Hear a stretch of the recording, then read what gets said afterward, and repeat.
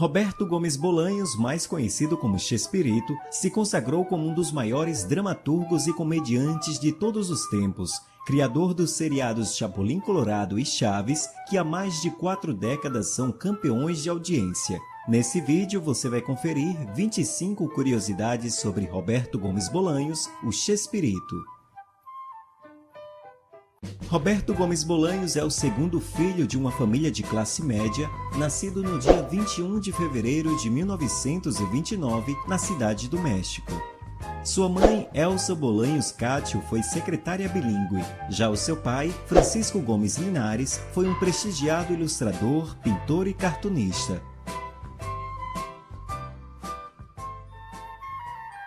Durante a gravidez, Elsa Bolanhos, mãe de Roberto, quase perde o bebê devido a um medicamento para a gripe que ela havia tomado, que foi receitado por seu irmão. Roberto era sobrinho de Gustavo Díaz Ordaz, que foi presidente do México de 1964 a 1970. Com apenas 6 anos, Roberto perdeu seu pai. Francisco era muito boêmio e exagerava em bebidas fortes. Quando soube da notícia, Roberto foi até uma janela e ficou lá sem acreditar que seu pai não voltaria mais. Devido à morte de seu marido, a mãe de Roberto acabou tendo a árdua tarefa de criar os seus 3 filhos sozinha. Francisco com 8 anos, Roberto com 6 e Horácio com 5. Ela realizava todo tipo de trabalho para poder sustentá-los, já que seu esposo só deixou dívidas. Quando criança, Roberto se envolvia em algumas brigas e não se importava em enfrentar meninos maiores que ele. Essa habilidade fez com que ele se sentisse atraído pelo boxe e ele passou a treinar por muito tempo escondido de sua mãe. Ele era tão talentoso que ficou em 2º lugar no 1º ano e foi campeão no 2º ano. Uma das matérias preferidas de Roberto era a matemática, e quando ele resolveu escolher a profissão que iria seguir, acabou optando pela engenharia, já que tinha habilidade para desenhar e facilidade com os números. Além disso, ele tinha um tio engenheiro que queria que ele seguisse a mesma profissão. Roberto achava que o trabalho como engenheiro seria muito monótono para ele. Então, em uma certa manhã, um anúncio de jornal chamou sua atenção. Uma agência de publicidade estava fazendo uma seleção de aprendizes para trabalhar no rádio e na televisão. Na mesma manhã, Roberto foi até a agência e se deparou com uma fila imensa, todos querendo uma vaga para produtor. Mas havia uma fila menor, e foi essa que o Roberto escolheu. A fila era para redator publicitário, e foi esse o emprego que ele conseguiu. Ele ficou fascinado com aquele trabalho e chegava a escrever 12 horas por dia.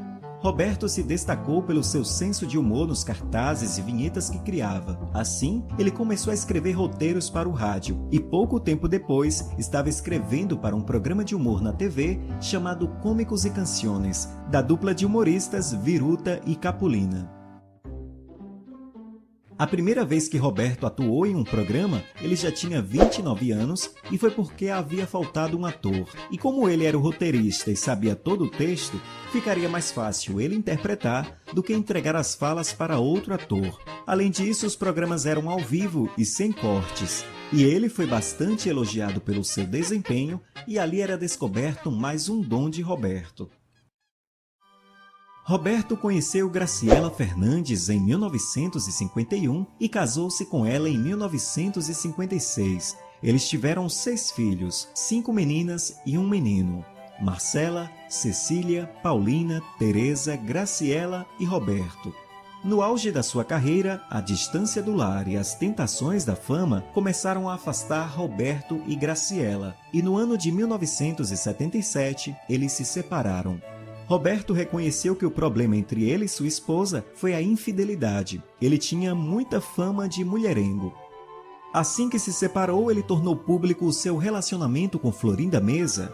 Esse romance começou durante uma turnê que eles faziam no Chile, mas ele havia cortejado ela por 5 anos. Mas Florinda não queria se envolver com ele porque ele era mulherengo e infiel.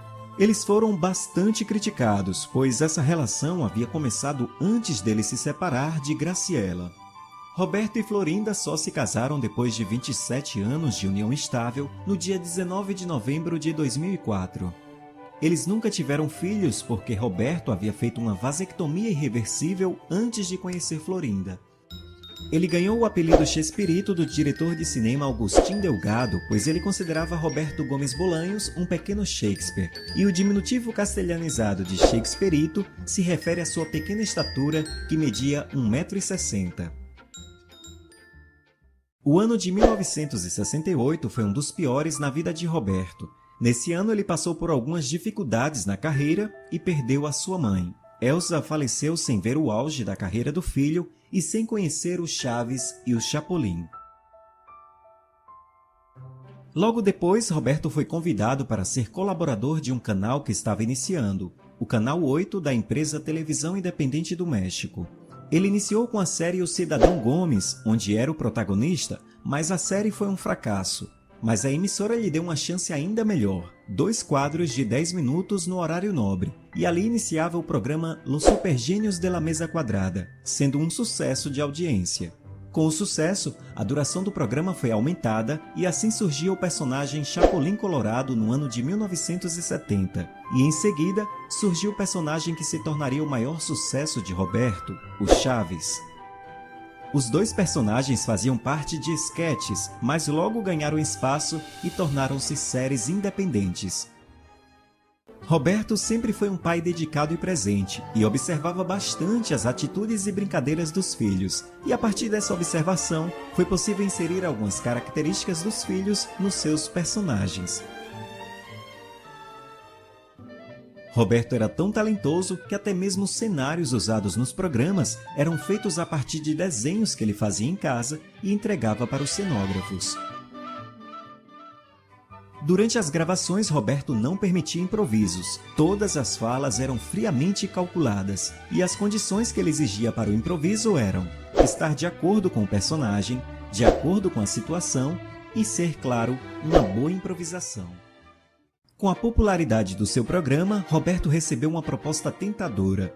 Tratava-se de uma quantia exorbitante oferecida por Emílio Azcárraga, que na época era dono do Telesistema Mexicano. Porém, Roberto disse que não poderia aceitar, pois tinha um contrato em vigência com a emissora que trabalhava.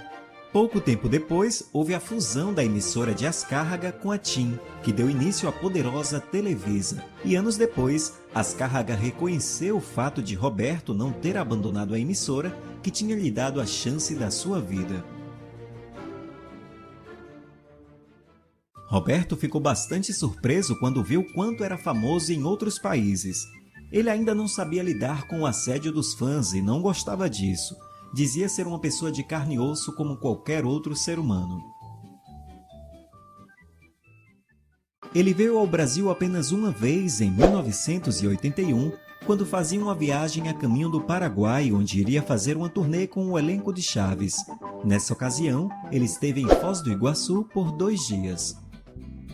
Roberto nunca teve vontade de fazer um filme do Chaves ou Chapolin. Com isso, ele surpreendeu o público lançando o filme El Chanfle no ano de 1979, que contava com todos os atores do Chaves, porém interpretando papéis totalmente diferentes. O filme foi um grande sucesso, e em seguida vieram outros filmes como Charito, El Chanfle 2 e Don Ratón e Don Rateiro, todos escritos, dirigidos e atuados por ele. De todos os personagens que ele criou, o preferido dele era o Seu Madruga. Ele adorava escrever para o Ramon Valdez e se divertia muito fazendo isso. Com o apoio de Florinda, Roberto voltou ao teatro no ano de 1992 com a peça 11 e 12, o maior sucesso da história do teatro mexicano. Chegou a mais de 3.200 apresentações, incluindo turnês e temporadas curtas pelo México e o exterior. Quando Roberto entrava no palco, era tão aplaudido que não conseguia começar a peça. Então ele brincava e dizia: "Que horas posso começar?" Chegou um momento em que a Televisa tinha tomado a decisão de mudar o programa de seu horário habitual, faltando poucos dias para o programa completar 25 anos no ar. Roberto não aceitou a mudança de horário e, na opinião dele, o programa acabaria ali, pois além disso ele queria encerrar as gravações de Chaves e Chapolin antes que decepcionassem o seu público. pois ele estava com 66 anos e não conseguia fazer mais as mesmas piruetas e já não dava para continuar interpretando uma criança. Tanto que nos episódios finais da escolinha, ele dificilmente levantava da cadeira para não mostrar o seu corpo e o elenco aos poucos iam se ausentando devido a alguns falecimentos e problemas de saúde. No dia 28 de março de 2011, Roberto abriu uma conta no Twitter, chegando a alcançar em menos de um dia 170 mil seguidores. No segundo dia, este número subiu para 250 mil e em apenas uma semana para 500 mil. Sua última mensagem na rede social foi para uma fã brasileira, onde ele disse todo o meu amor para o Brasil. Nos últimos anos de sua vida, ele estava bastante debilitado e não gostava de aparecer em público, pois não queria preocupar os seus fãs. A última vez que ele apareceu em um evento público foi em 2012, quando esteve na Cidade do México para receber a homenagem da Televisa no evento América Celebra Chespirito. Roberto faleceu em Cancún no dia 28 de novembro de 2014 devido a uma parada cardíaca. Ele sofria de problemas respiratórios crônicos e desde o final de 2013 respirava com a ajuda de um cilindro de oxigênio.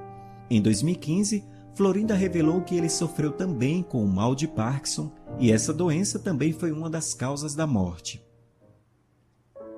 Se depender dos milhares de fãs espalhados por todo o mundo, o humor criado pelo gênio Roberto Gomes Bolanhos continuará vivo por mais décadas, por mais algumas gerações. Pois sua missão na Terra certamente foi trazer um humor simples e inteligente, sempre tentando passar uma mensagem positiva a respeito da união, da importância de vencer os próprios medos e de que para ser feliz não é preciso ter muitas coisas. Se você gostou desse vídeo, deixe o seu like, compartilhe com seus amigos e inscreva-se no canal. Um grande abraço e até mais!